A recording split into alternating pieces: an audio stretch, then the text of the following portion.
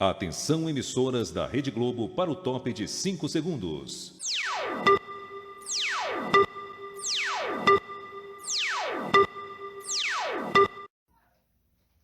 Boa noite, pessoal. Meu nome é Ana Beatriz da Silva e eu faço parte do grupo 2, juntamente com Elaine Cristina Holanda e Kelly Cristina Bernardo. E juntas nós vamos explicar um pouco sobre intoxicação alimentar, um problema de saúde pública. Eu vou começar explicando sobre DTAs, que envolve todo esse processo de intoxicação. E DTAs caracteriza-se por doenças transmitidas por alimentos, que ocorrem através da ingestão de alimentos ou água contaminada de forma biológica, através de micro-organismos patogênicos ou de forma física ou química. Existem mais de 250 tipos de DTAs no mundo, porém a maioria são causadas por infecções através de bactérias e suas toxinas, vírus ou parasitas. É considerado um surto de DTAs quando 2 ou mais pessoas apresentam doença ou sintomas semelhantes após ingerirem alimentos de uma mesma fonte. Doenças de alta gravidade, como botulismo e cólera, apresentando-se apenas uma pessoa, já é considerado um surto. Agora vamos falar sobre as toxinfecções alimentares, que são classificadas em infecções, intoxicações e toxinfecções.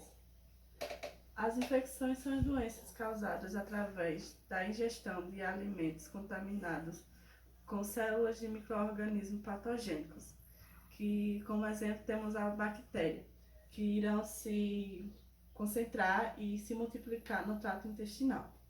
Diferentemente das intoxicações, que são doenças causadas através da ingestão de alimentos contaminados com toxinas microbianas e que irão se liberar no alimento através do processo de proliferação dos micro-organismos, ou através da ingestão de alimentos contaminados por agentes químicos ou agrotóxicos. E as toxinfecções são doenças causadas através da ingestão de alimentos contaminados por células microbianas ou substâncias químicas. Existem vários fatores para que essas intoxicações ocorram, e entre elas está a precariedade no saneamento básico, a falta de cuidados e fiscalização dos alimentos, no processo do plantio, com o uso excessivo de agrotóxicos, a má higienização das mãos, o armazenamento incorreto e o resfriamento inadequado. Essas doenças ocorrem com sintomas de diarreia, dores abdominais e vômitos, e podem se agravar e gerar o óbito no paciente. Essas doenças são responsáveis pelo grande número de morbidade nos países desenvolvidos e subdesenvolvidos. E através da globalização, do uso excessivo de produtos industrializados e a modificação alimentar, esses números sobem ainda mais no decorrer dos anos. A subnotificação dos casos de intoxicação oligossintomática são ainda maiores, devido ao fato de que os alimentos não apresentam cor, cheiro e aparência diferente dos demais alimentos. Por isso que é tão importante o profissional da gastronomia, quanto as pessoas que manuseiam alimentos dentro de suas casas, tomem bastante cuidado na hora de produzir esses alimentos, para que não ocorram mais mortes. Nosso grupo escolheu um assunto muito importante para ser debatido nesse trabalho, que foi o caso da cervejaria Bach, uma empresa de Belo Horizonte que no dia 6 de janeiro veio à tona quando pessoas de uma mesma família foram hospitalizadas em estado grave com sintomas de uma doença ainda desconhecida. A Polícia Civil investiga 34 casos de intoxicação com sintomas de náuseas, vômitos, dores abdominais, alterações neurológicas e insuficiência renal. Em nota, a BAC informou que colabora desde o princípio com as investigações e informou que não usa a substância dietilenoglicol na fabricação das suas cervejas, que é uma substância anticongelante, porém não é do gênero alimentício. A cervejaria BAC, seus consumidores e toda a população anseiam pela conclusão das investigações. Agora é com você, Elaine. Ok, Ana Beatriz, muito obrigada pelas suas informações. Eu me chamo Elaine Holanda, vou dar continuidade ao assunto, falar um pouquinho mais sobre a notificação de intoxicação alimentar, tá? Então vamos lá? Pois é, hoje em dia a gente vive num momento de muita correria, na verdade, a gente corre para a escola, corre para o nosso trabalho, e aí a gente acaba consumindo uma quantidade de alimentos industrializados maior do que antigamente, né? E com isso a gente fica à mercê das empresas e o controle de qualidade que ela precisa passar. Então existe esse controle rígido, é fiscalizado, mas às vezes acontece desse alimento chegar à nossa mesa ainda com algum tipo de contaminação, né? E aí o que é que acontece? Existe aí uma estatística, né, que a gente, nas nossas pesquisas a gente percebeu, que existe um percentual ainda alto de mortalidade oriundo da intoxicação alimentar. Então, como vocês podem perceber, em 2008, 9,2% dos casos de mortalidade do nosso país foi oriunda de intoxicação alimentar. E olha que muitas vezes não é nem contabilizado. Muitas pessoas, elas têm os sintomas leves, né, comem um determinado alimento, têm esses sintomas que acabam passando despercebidos e por essa razão não procura uma ajuda médica, não vai a um posto, não vai a uma UPA e com isso não é diagnosticado. E mesmo assim, quando vai, muitas vezes o médico não consegue identificar que é uma intoxicação, né? Mas quando isso acontece, quando conseguimos ter esse diagnóstico correto, muitas das vezes é causado, ou melhor dizendo, né, na maioria das vezes, é causada pela salmonela, né? Então, feito esse diagnóstico, a gente vai ter aí, a partir daí uma denúncia, né? Quando é feita essa denúncia, existem 3 órgãos que eles vão ficar responsáveis para fazer todo o tratamento dessa situação. São eles a Anvisa, a Visa e a AVE. E aí eu vou explicar para vocês um pouquinho de cada um deles, tá? E o que é a Anvisa? A Anvisa é a Agência Nacional de Vigilância Sanitária. Ela é responsável basicamente por cuidar da população, né? Então vai ser ela que vai determinar, por exemplo, o controle dos processos desses alimentos dentro das indústrias, dentro das cozinhas, né? Mas não é ela que de fato vai lá em campo fazer isso. Esse papel ele fica com o pessoal da Vigilância Sanitária, a Visa. A Vigilância Sanitária ela vai até o estabelecimento, vai levantar os dados necessários para compreender, entender qual foi o alimento possível, né, que houve a contaminação, levantar todos os dados, documentar tudo isso para poder informar a vigilância epidemiológica. Que essa vigilância epidemiológica, a palavra é difícil, ela vai ficar aí responsável por fazer esse controle, por identificar esses doentes e daí a partir desse momento fazer esse tratamento. E aí esse tratamento é feito como? Através de orientação, através de a comunicação para a sociedade do que aconteceu, né? Que foi no caso, como a gente está relatando, no caso da cervejaria Baker, né? Com o problema lá da belorizotina, a cerveja. Então ele vai notificar e vai tratar de uma forma que esse surto não se espalhe mais. Em resumo, a VE vai fazer a identificação dos doentes, vai determinar aí o tempo de incubação e vai propor as medidas de prevenção e controle, né? Para isso é importante também a gente entender um pouquinho sobre os agentes que são causadores dessas contaminações, tá?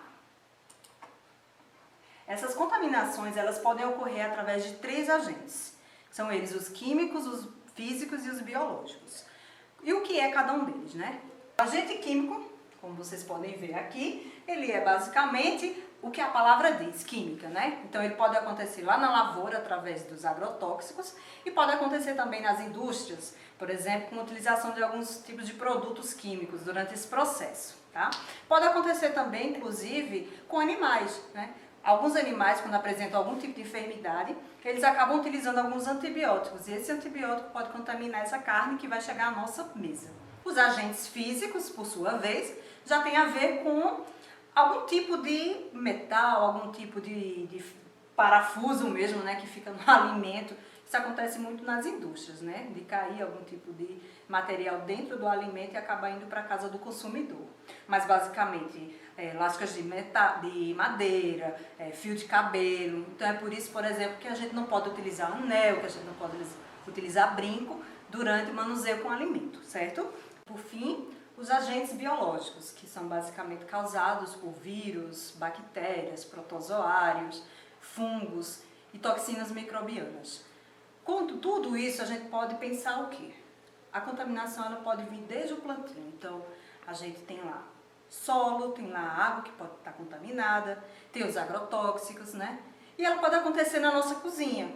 Ela pode acontecer quando a gente traz esse alimento para dentro de casa e não faz uma boa armazenagem, não refrigera direito, né, na temperatura correta. Então, tudo isso é um ponto que a gente precisa ficar bem atento para que não ocorram esse tipo de contaminações. Eu vou aqui finalizar minha fala com vocês mostrando um pouco mais sobre o caso da Belo Horizontina, né? Que aí a gente, dentro do que foi discutido, a gente pode perceber que lá basicamente foi um agente químico que causou essa contaminação.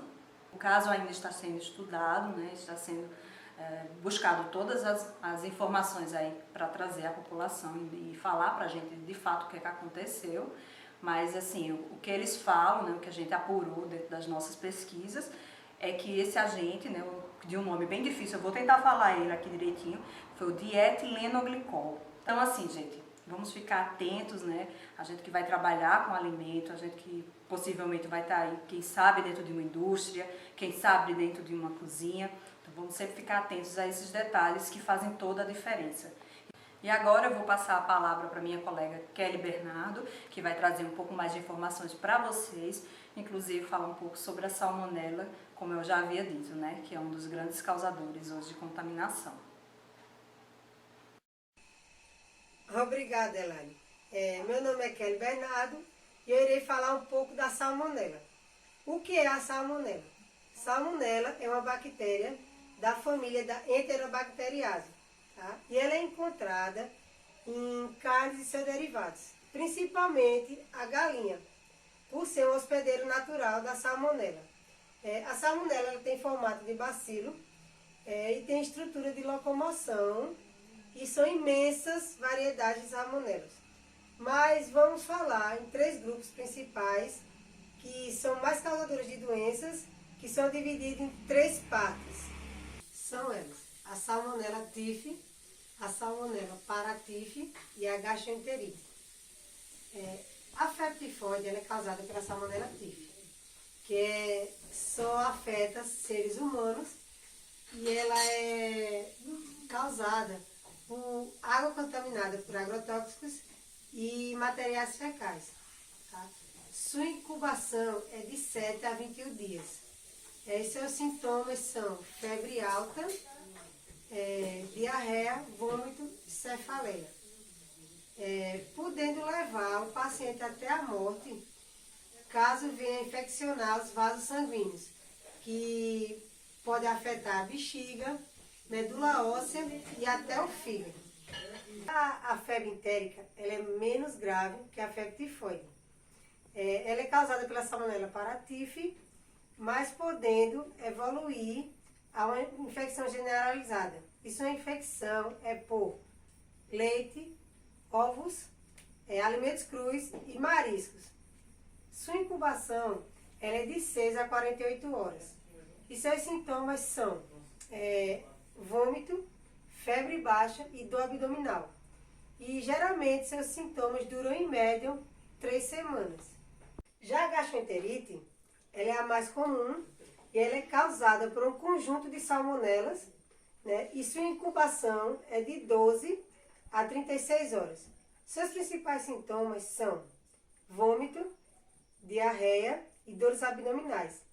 E os sintomas permanecem em média de 2 a 3 dias.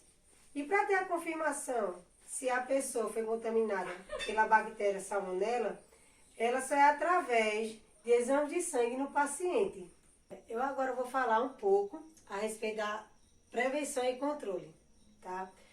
Para que haja uma boa proteção contra alguma infecção por salmonela, você tem que ter alguns cuidados básicos na higienização, como por exemplo, lavar bem as mãos antes de sair do banheiro, sempre lavar as mãos no preparo do seu alimento e quando você for se alimentar. Você tem que ter também uma boa lavagem e higienização dos seus utensílios da cozinha, como por exemplo, a panela, a faca, a tábua de carne, né, que é onde você mais utiliza ela. E você também tem que ter uma higiene dos alimentos, como assim? Lavar bem as verduras, as frutas, os legumes, tá? E sempre ferver bem os alimentos, bem. E para que isso tudo aconteça, você precisa ter uma água potável para que você realize todos esses processos. Falar a respeito do tratamento. Como uma pessoa é tratada quando contrai a infecção por salmonela. Existem duas formas de tratamento. A primeira é quando o caso ele é mais leve, ele é tratado com analgésico e antitérmicos. E quando o caso é mais grave, o paciente ele é tratado com antibióticos. Tá? Gente, muito obrigado pela atenção. Agradeço a todos por prestigiarem o trabalho do meu grupo e muito obrigada.